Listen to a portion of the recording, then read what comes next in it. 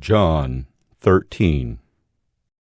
Now before the feast of the Passover, when Jesus knew that his hour had come to depart out of this world to the Father, having loved his own who were in the world, he loved them to the end. During supper, when the devil had already put it into the heart of Judas Iscariot, Simon's son, to betray him, Jesus, knowing that the Father had given all things into his hands, and that he had come from God and was going back to God, rose from supper.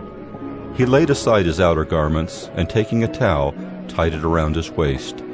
Then he poured water into a basin and began to wash the disciples' feet and to wipe them with the towel that was wrapped around him. He came to Simon Peter, who said to him, "Lord, do you wash my feet?"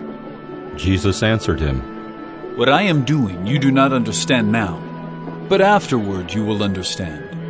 Peter said to him, "You shall never wash my feet." Jesus answered him, "If I do not wash you, you have no share with me." Simon Peter said to him, "Lord, not my feet only, but also my hands and my head." Jesus said to him, "The one who is bathed does not need to wash except for his feet, but is completely clean. And you are clean, but not every one of you."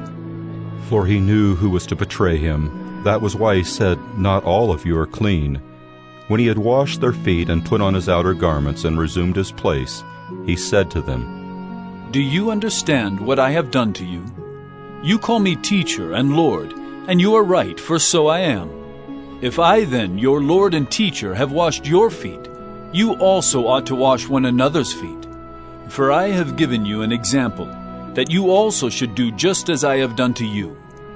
Truly, truly I say to you, a servant is not greater than his master, nor is a messenger greater than the one who sent him. If you know these things, blessed are you if you do them. I am not speaking of all of you. I know whom I have chosen. But the scripture will be fulfilled.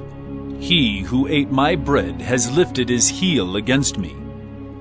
I am telling you this now, before it takes place, that when it does take place, you may believe that I am he. Truly, truly I say to you, whoever receives the one I send receives me, and whoever receives me receives the one who sent me." After saying these things, Jesus was troubled in his spirit, and testified, "Truly, truly I say to you, one of you will betray me." The disciples looked at one another, uncertain of whom he spoke. One of his disciples, whom Jesus loved,